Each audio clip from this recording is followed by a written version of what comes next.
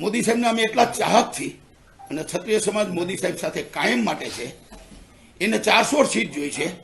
આ ક્ષત્રિયો 22 કરોડ છે ભારત ભૂમિ ઉપર. અમે 440 સીટ અપાવશું.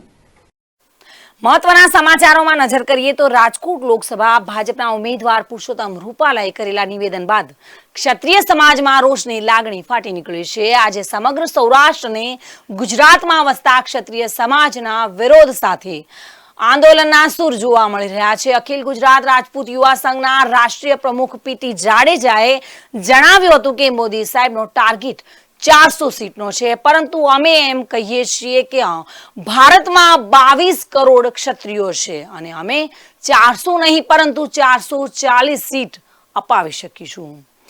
રામના નામે પાણો તરે છે, ભાજપના નામે પાણું ચૂંટાઈ શકે છે, પરંતુ રૂપાલાને હટાવો. આગામી 6 અથવા 7 એપ્રિલના રોજ રાજકોટમાં મહાસંમેલન બોલાવવામાં આવશે, જેમાં 5 લાખ લોકો અમે ભેગા કરીશું.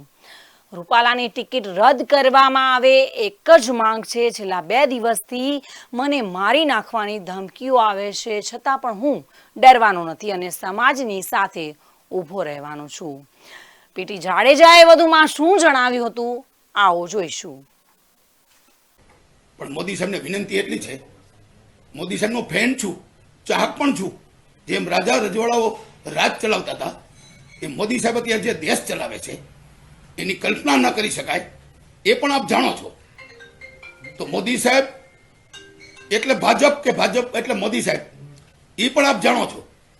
પેલા કે ને રામના નામે પથરા તરી જાય, અત્યારે પાણો મૂકી દો ને તો પણ ચૂંટાઈ જાય, એવું મોદી સાહેબનું નામ છે. તો મહાન વીર પુરુષ અને આ સદીમાં બરાબર છે પેલા પીએમ એવા મળ્યા છે. એ પીએમને પ્રણામ કરું છું, વંદન કરું છું. સાથે સાથે એને સંદેશો તમારા મારફત પહોંચાડો અને એમને કહો કે ક્ષત્રિયની જે વાચા છે સાચી છે, સત્ય છે. જે અન્યાય થઈ રહ્યો છે એ મોદી સાહેબ પણ જાણે છે. ક્ષત્રિયને છેલ્લા 20 વર્ષથી એક પણ ટિકિટ નથી મળતી લોકસભામાં. ક્ષત્રિયો ચૂપ છે. સરદારનું એવડું મોટું સ્ટેચ્યુ બનાવ્યું, એની બાજુમાં 562 રજવાડાએ જે ત્યાગ આપ્યો છે આ દેશને એક બનાવવા માટે, એ પણ મોદી સાહેબ જાણે છે. મોદી સાહેબ મારા કાર્યક્રમમાં ભુજરમોરીમાં જ્યાં 40,000 રાજપૂતો શહીદ થયા અહીંયા 2 વાર આવી ગયા છે. આનંદીબેન પટેલ પણ આવી ગયા છે, વિજયભાઈ રૂપાણી પણ આવી ગયા છે. અહીંયા 75 વીઘા પણ સરકારે શહીદ વન બનાવવા માટે જગ્યા આપી છે. અને ભુજરમોરીની અંદર જે 40,000 રાજપૂતો શહીદ થયા છે એવા તો હું તમને હજારો ઇતિહાસ આપું મહાભારતના યુદ્ધથી અત્યાર સુધી. અમે તો અભિમાન નહીં પણ સ્વાભિમાનથી કહી હકી કે અમે રામના પુત્રો છીએ, અમે કૃષ્ણના પુત્રો છીએ, અમે ચંદ્રવંશી છીએ, અમે સૂર્યવંશી છીએ, અમે અગ્નિવંશી છીએ. અને આઝાદી આપવા પછી છેલ્લે જે ક્ષત્રિયોનું યોગદાન અને બલિદાન છે આપ પણ જાણો છો. આજે રામના નામના પાણા તરે તે રીતે ભાજપના નામે પાણો પણ ચૂંટાઈ શકે છે. અમારી એક જ માંગ છે, પુરુષોત્તમ રૂપાલાને હટાવવામાં આવે. રાજકોટ નહીં પરંતુ એક પણ જગ્યાએથી ટિકિટ આપવામાં ન આવે. અમારો વિરોધ રૂપાલા સામે છે. અમારા સમાજની કોઈ ટિકિટની માંગ નથી. ગુજરાતના લોકસભામાં ક્ષત્રિય સમાજને એક પણ ટિકિટ આપવામાં આવતી નથી. આ વર્ષે ચૂંટણી હોવાના કારણે 6 મહિના પહેલા રાજ્યસભાના સંસદ તરીકે કેસરી દેવસિંહને બનાવવામાં આવ્યા છે. તેઓએ વધુમાં શું કીધું હતું તે પણ જાણીશું.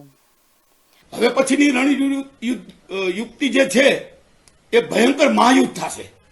એ યુદ્ધ થશે કર્મયુદ્ધ કયો, ધર્મયુદ્ધ કયો, ક્ષત્રિયના અન્યાયનું યુદ્ધ કયો, બરાબર છે. અને ભાજપ સરકારને મોટામાં મોટું નુકસાન થશે. તો 6 કે 7 તારીખે મહાઆંદોલન થાય છે, જેમાં 5 લાખ રાજપૂતો મળશે. ગઈકાલે એક 90 કમિટીની સભ્યો જે ગુજરાતના આખું રાજપૂત સમાજ આવી જાય એમનું સુરેન્દ્રનગર ગઈકાલે સંમેલન જબરજસ્ત થયું. એ પણ આપણે કદાચ જોયું હશે.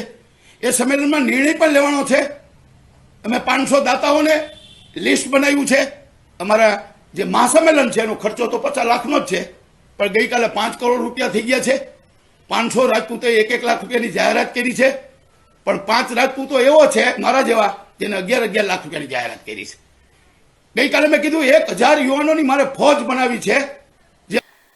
ત્યારે હવે આ વિવાદોનો અંત ક્યારે આવશે તે કહેવું ખૂબ જ મુશ્કેલ છે, પરંતુ આ વિવાદ બાદ ક્ષત્રિય સમાજ રોષનો જ્વાળામુખીથી ભભૂકી ઉઠેલો જોવા મળી રહ્યો છે.